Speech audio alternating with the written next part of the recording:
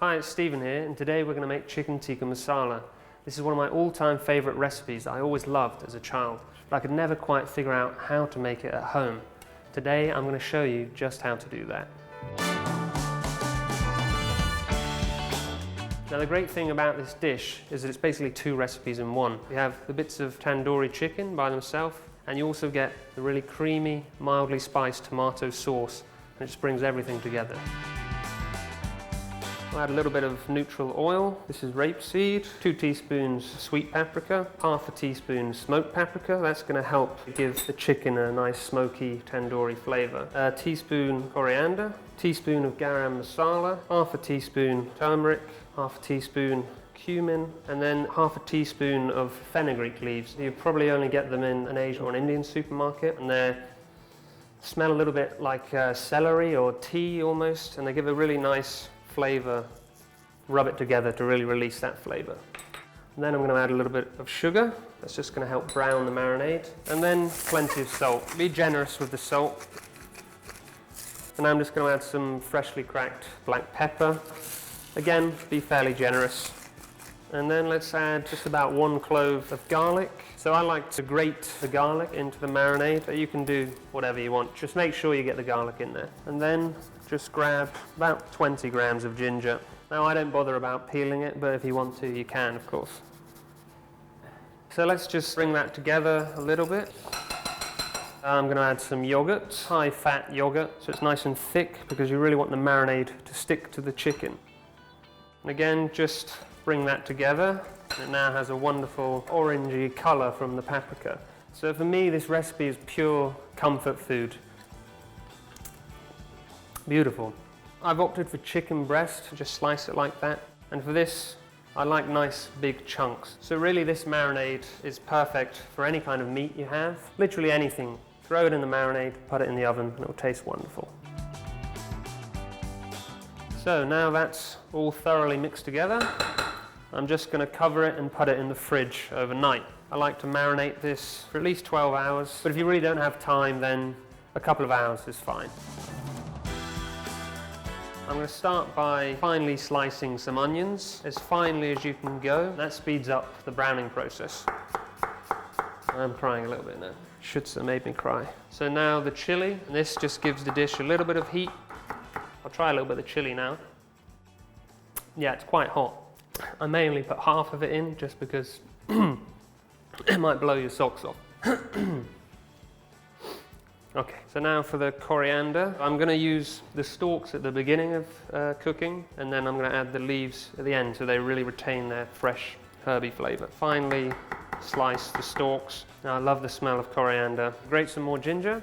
I mean, ginger's not the easiest thing to grate in the first place, so grate some more garlic. Okay, we're going to start with the frying.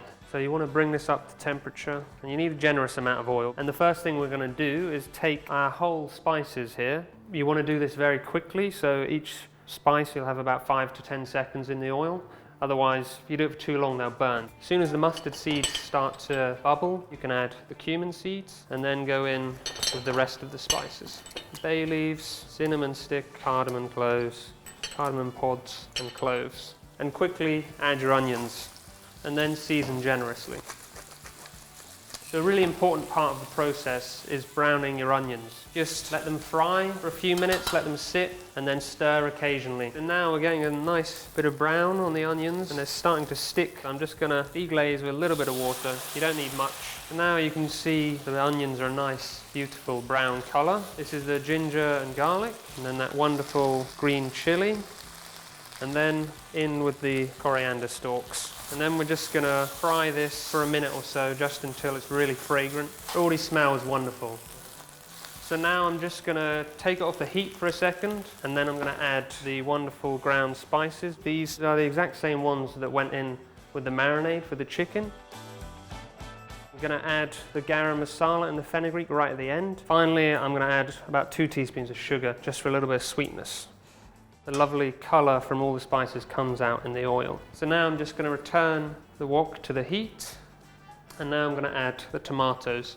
You can use any canned tomatoes really. I like whole tomatoes, normally a little bit better quality and a little bit fresher and less sweet. And then just stir them in and break them up a bit. And this is going to be another 15-minute process just to really cook down the tomatoes. So now I'm just going to get the chicken that we prepared yesterday, and my oven has been preheating to 250 degrees top bottom heat. You really want the oven as hot as possible.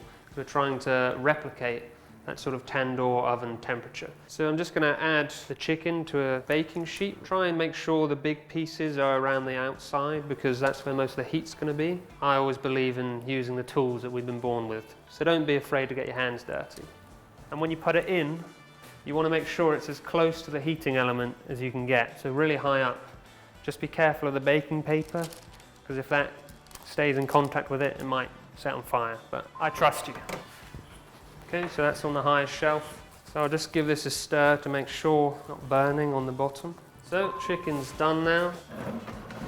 This is all cooked through and it'll be beautifully tender. It's got that wonderful orange colour. So this is ready now. You can see that the tomato has become like a thick paste. So I'm just taking out cardamom pods and the bay leaves and the cinnamon stick. Now I'm just going to thin this out with a bit of water. That's just going to make it a little bit easier to blend. You don't have to blend this really, but I just like it to have a really nice and smooth finish. So this is going to go everywhere now. I'm just going to do my shirt up for a little bit of splatter cover. Yeah, this is what I was talking about, I should say. There's just not enough in the wok. Okay, what we've learnt today is not to listen to Schütze and don't use a hand blender in a wok. I've finally been provided with a normal food processor, so I'm just going to chuck it in there. Okay. That was heavier than expected. Let me do that again.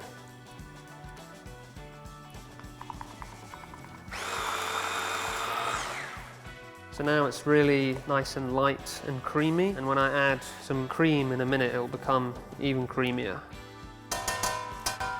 So once that's come back up to temperature, I'm just going to add some cream, about 200 mils here, and that is going to make it really nice and creamy. And this is when it becomes a really nice golden colour. I like it to be fairly thin, otherwise it can get a bit cloying and a bit filling, but you know, it depends what mood I'm in. So I've got it on a medium-low heat now where it just simmers away. And this is really the crucial stage where everything really comes together. So I'm going to add the final spices.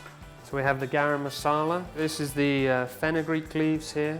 You don't need too much, just a little pinch. Well, it's quite crucial for me, but like I said, you still have a great curry if you can't get hold of it. So don't worry about that.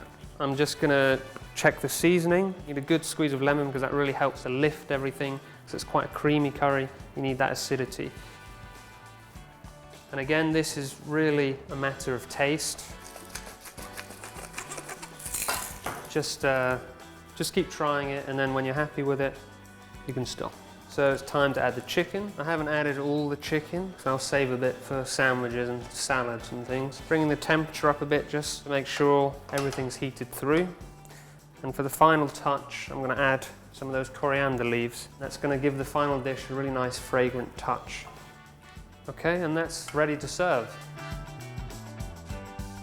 You can't have chicken tikka masala without a little bit of basmati rice. Be generous with the rice, we're hungry people here. Some of that wonderfully creamy chicken tikka masala. Garnish with a little bit more coriander. And of course, chicken tikka masala wouldn't be complete without some homemade naan bread. So I've got my little tasting plate here. But first, I'm going to do what I always do when I have a curry, which is have a papadam.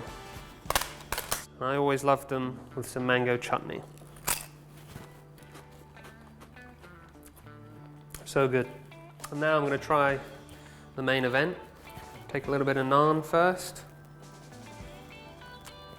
Really nice and smooth. Now I'll try a bit of the chicken. So tender, juicy, a little bit smoky from all the spices. Perfect. So I hope you like my version of chicken tikka masala. Takes a little bit longer, a little bit of love and care, but I promise you it tastes amazing. Yeah, right, okay. Shh, please.